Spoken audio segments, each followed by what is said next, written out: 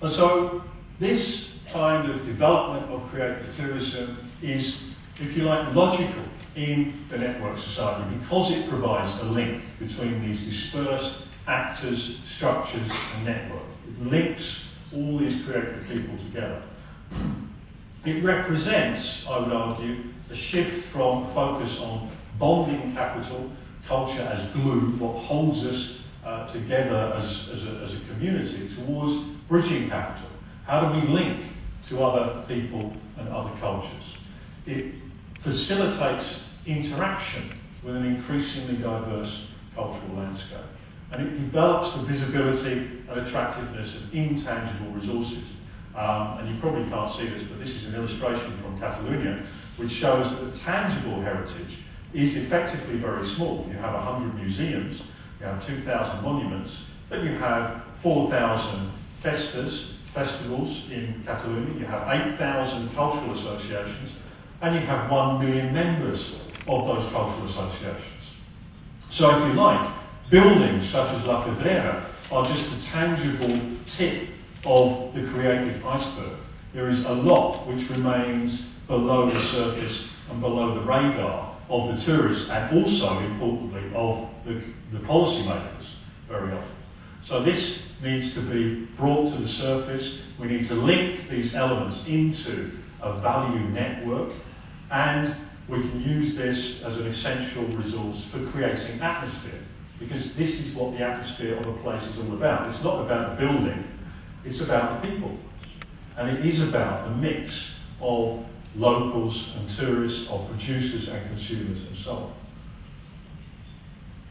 So we have a number of challenges in the development of creative tourism. We have the challenge of developing creative potential, and the creative potential of the tourist is very important in this respect, because creative tourism is a chance for them not just to take home photos, but to take home creative ideas, creative products and so on, and they actually take home new skills instead of tangible souvenirs. We need to create involvement. We need to create forums in which knowledge and values can be exchanged.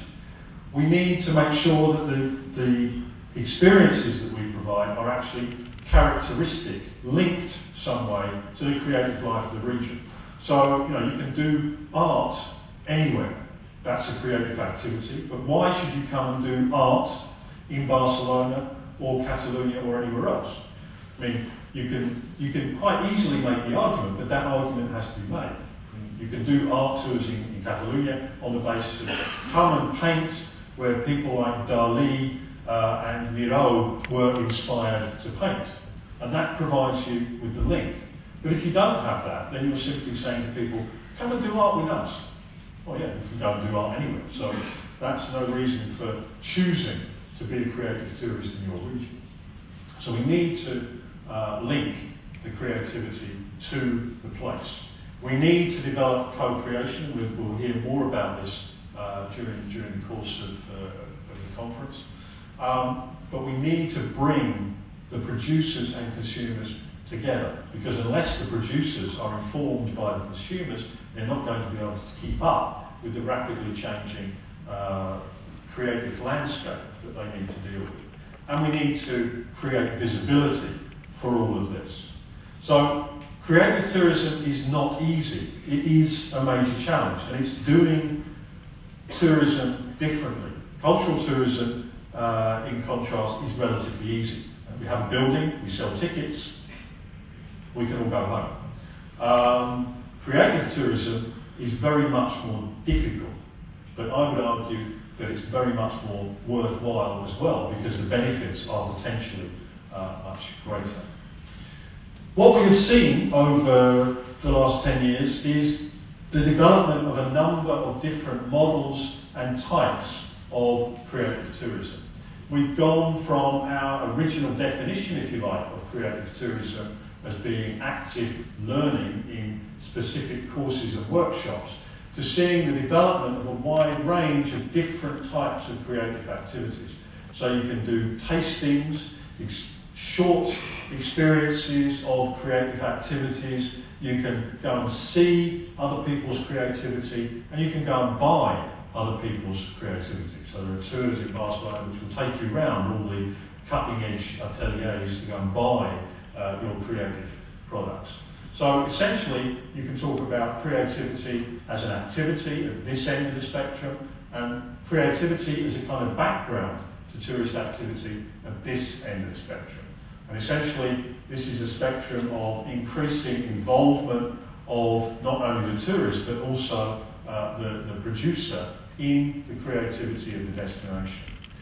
And we also see an increasing range of forms of delivery. And that's essentially what I'm going to talk about now, is to illustrate some of these different forms that creative tourism is taking on. I'm not going to do this in too much detail because you will be getting a wide range of examples of creative tourism products in the rest of this conference. But I do just want to take you quickly through some of these developments. The first real development of creative tourism as a product was the Creative Tourism New Zealand network, which you'll also hear about in more detail later. But this was set up as a network of informal workshops provided by local craftspeople in general, where you could undertake things like basket weaving or bone carving. You could make your own Maori fish hook souvenir to take home with you. And so it was the start of this new concept.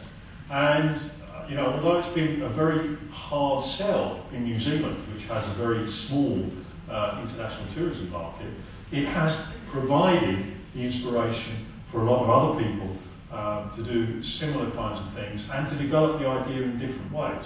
So as Victor was saying, Barcelona has picked up this idea and turned it into something very different from the New Zealand model, because this is based largely on contacts between artists, about creating creative exchange, creative life in the city. And so this is a very different model.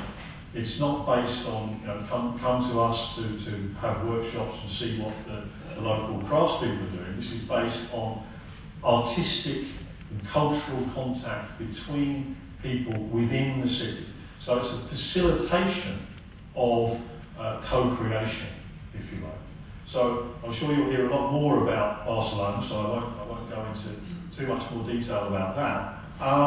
But this idea of tasting, of finding out about other people's creativity, is expanding in all parts of the world. So in Korea, for example, you can go and stay at a Buddhist temple and you can get a taste of what it's like to be a Buddhist monk, to live the Buddhist lifestyle and so on.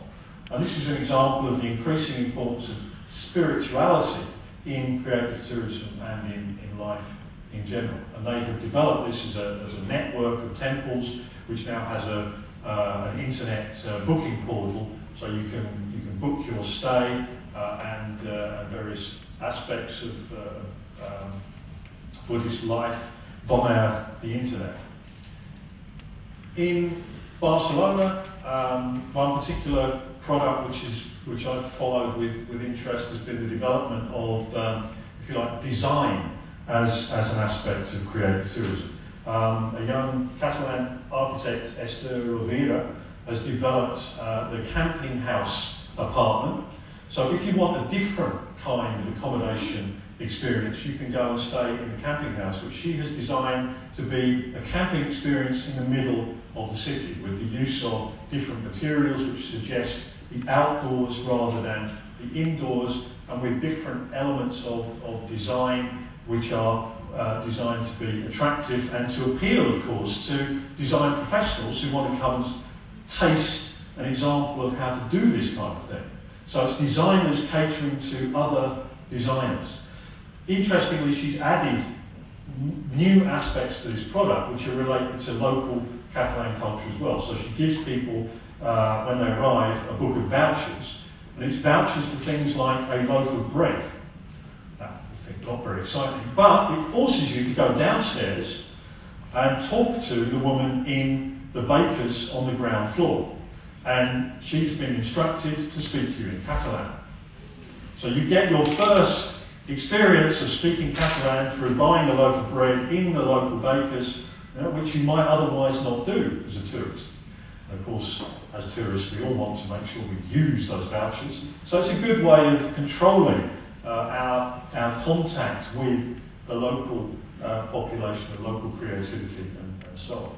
And hopefully, people go away with new creative skills as a result. And this can be expanded beyond the city as well, out into the landscape. And I realised a couple of weeks ago that I was actually being a creative tourist in the Penedès region, just south of Barcelona. And the interesting thing about this is that years ago you would go to a vineyard and you would have a tasting, you would buy a case of wine and then go home again. These days, you go there for a morning or for a whole day, and you learn all about the vines, you learn about the winemaking process, you learn about the relationship between wine and food, you learn about the local culture, and this is really a creative experience. You come away with new skills and knowledge at the end of it. And this adds a considerable amount of value to the experience as well. So, whereas in the old days they would just sell the wine and make some money on the wine, now they are selling creative courses at much higher prices and selling the wine as well. So this is all adding value to the system. And these kind of creative experiences can also be linked into networks. There's an interesting network called My Creative Tours, which links local people acting as effectively guides with tourists. So if you want to find out from the real locals about what's happening in a city, then you can go and take a Catalan cooking in Barcelona tour through this network. And interestingly, Barcelona has a very large number of listings in this site, so it shows that this type of tourism is developing very rapidly in Barcelona. And again, as you can see, this is not cheap. This is a €700 package over 4 days. So you're talking about developing the value of the product through adding creativity and through bringing the tourist and the local together in a co-creation situation.